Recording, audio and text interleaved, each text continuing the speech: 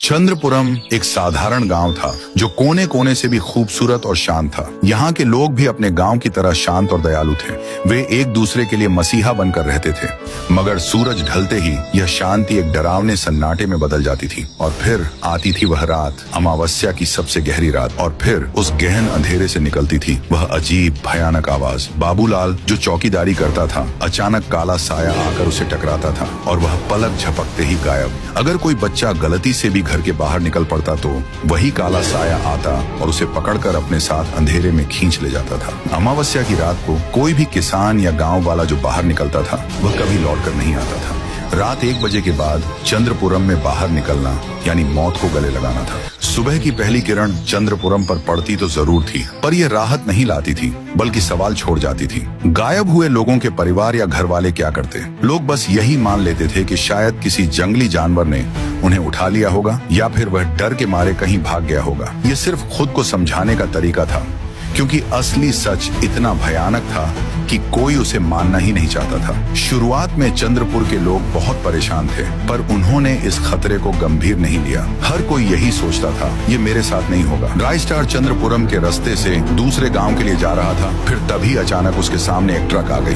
राइस्टार वक्त रहते अपनी बाइक को चंद्रपुरम में मोड़ लेता है। तेज गति के कारण उसका संतुलन बिगड़ रहा था। तभी चंद्रपुरम में शाम हो जाती है। धीरे धीरे अंधेरा हो रहा था, पर अनजान राइस्टार और आगे बढ़ता जाता है। पर इस बार चंद्रपुरम में शाम के वक्त में ही अलग अलग आवाजें आ रही थी, जो रात के 1 बजे आती हैं। वक्त के साथ गांव में अफरा तफरी मच जाती है। सारे लोग उस साए के डर से अपने अपने घर में अंदर घुस रहे थे।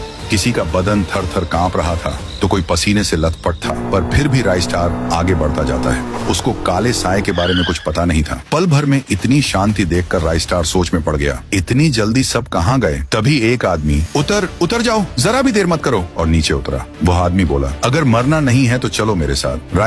राइस्टार बिना कोई सवाल किए उस आदमी के साथ दौड़ पड़ा। दोनों एक घर में घुसे और पुरानी खिड़की के पास रुक गए। राइस्टार कुछ समझ नहीं पा रहा था। उसने घबराए हुए आदमी से पूछा, तुम मुझे इतनी हड़बड़ी में यहाँ क्यों लाए? गांव में चल क्या रहा है? सब लोग कहाँ हैं? आदमी की आंखों में डर था। उसने कांपती आवाज में कहा, भाई ये गांव मौत का पिंजरा है। अमावस्या की रात जो भी बाहर निकलता है उसे एक काला साया उठा ले जाता है, इसलिए तुम्हें खींच लाया। सारे बाबा आए पर कोई फायदा नहीं हुआ। राइस्टार के रोंगटे खड़े हो गए। तभी बाहर से दबे पांव चलने की आवाज आई। 2 आदमी एक मरे हुए इंसान को कांधे पर लाद कर गांव के बाहर जा रहे थे। राइस्टार पेड़ के पीछे छिप गया। ये लोग लाश को कहाँ ले जा रहे हैं? उसने सोचा और उनका पीछा किया। वे दोनों एक खतरनाक जंगल में पहुंचे, जहां एक पुराना डरावना कुआं था।